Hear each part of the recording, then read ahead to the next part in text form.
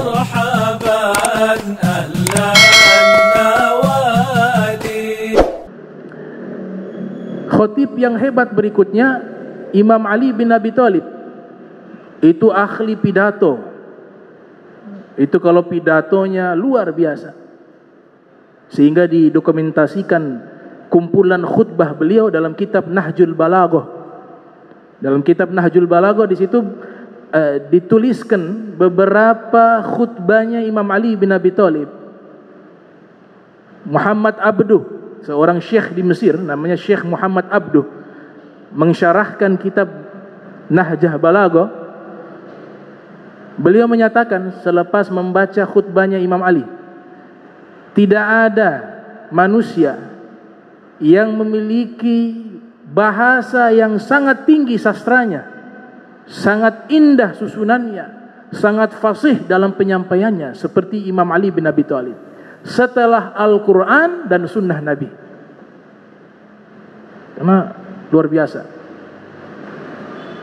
Kemudian diwariskan kepada anak beliau, Sayyidul Khutaba, pemimpin para khotib, yaitu Sayyidina Hasan. Imam Ali bin Abi Thalib belum pernah mendengar Sayyidina Hasan berkhutbah, tapi sering mendengar dari sahabat-sahabatnya bahwa Sayyidina Hasan ini ketika berkhutbah luar biasa. Tapi Imam Ali belum pernah mendengar. Kenapa? Karena kalau Imam Ali ada, Sayyidina Hasan tidak mau khutbah. Satu kali Imam Ali ingin cari tahu nih, bagaimana sih khutbahnya anak saya. Diperintahkan Sayyidina Hasan, wahai Sayyidina Hasan, engkau berkhutbah, nanti abah mau pergi. Ternyata Sayyidina Ali pergi, tapi di bagian belakang sembunyi mendengar khutbah dari Sayyidina Hasan. Kemudian Sayyidina Hasan berkhutbah. Selesai berkhutbah, kata Sayyidina Ali bin Abi Thalib, hadza waladi Sayyidul Khutaba. Ini anakku, dia pemimpin para khotib, sangat fasih di dalam menyampaikan khutbah. Kemudian sahabat diberikan julukan Khotibur Rasulillah, khotibnya Rasulullah SAW. Namanya Thabit bin Qais Al-Ansari. Beliau khotibnya Rasul. Ini sahabat sangat hormat kepada Nabi, Thabit bin Qais Al-Ansari. Di dalam kitab Ar-Ruh yang disusun oleh Ibnul Qayyim, yang lahir 691 Hijriah, wafat 751 Hijriah, pernah beliau ngobrol, berbincang dengan Nabi. Di tengah-tengah obrolan, suaranya meninggi di hadapan Nabi, tidak sengaja. Suaranya keras di hadapan Nabi. Lantas dia kembali pulang ke rumah. Tidak lama kemudian turun firman, Ya ayyuhalladzina amanu la tarfa'u aswatakum fawqa sawtin nabi wa la tajharu lahu bil qawli ka jahri ba'dikum li ba'din an tahbata a'malukum wa antum la tash'urun. Di surat Al-Hujurat. Wahai orang-orang beriman, jangan kalian tinggikan suara kalian di atas suara Nabi. Allah perintahkan, Allah larang kita mengangkat suara melebihi suaranya Nabi. Ini ayat ini ketika turun, sahabat kalau berbincang dengan Nabi seperti bisik-bisik, takut suara lebih tinggi dari suara Nabi. Kalau di zaman sekarang ketika dibacakan hadis jangan bercerita. Kalau bercerita mengangkat suara berarti masuk ke ayat ini.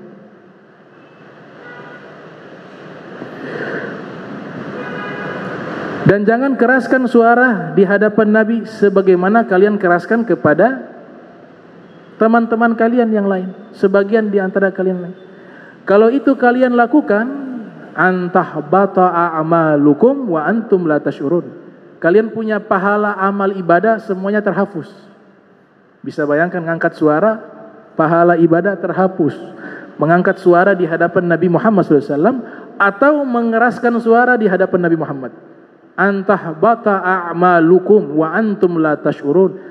Amal ibadah kalian pahalanya semuanya terhapus dan kalian tidak menyadarinya. Sampai ini wahyu, firman, ada sahabat yang menyampaikan kepada Thabit bin Qais Al-Ansari yang pernah berbicara di hadapan Nabi sebelum ayat ini turun. Pernah mengeraskan suara, mengangkat suara di hadapan Nabi Muhammad.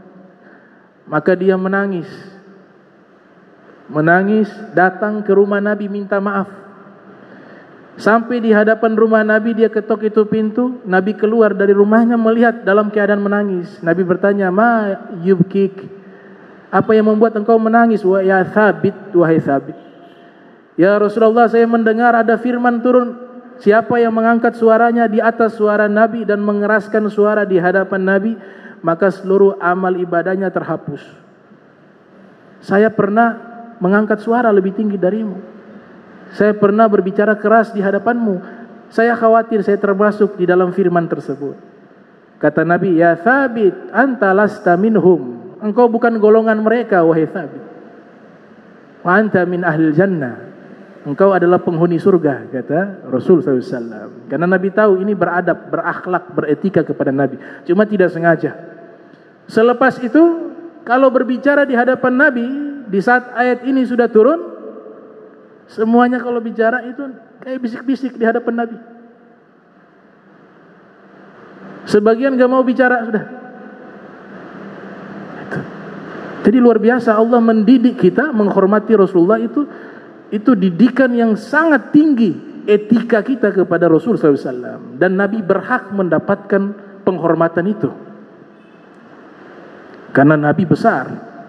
Fa inna fadla Rasulillahi laisa lahu haddun fayu'bir anhu natiqun bifami. Karena pangkatnya Nabi tidak terbatas. Orang yang paling fasih di dalam memuji, menyanjung dengan puisi-puisi yang indah tidak akan mampu menggambarkan, menguraikan kemuliaan Nabi Muhammad sallallahu alaihi wasallam. Makanya Allah didik itu.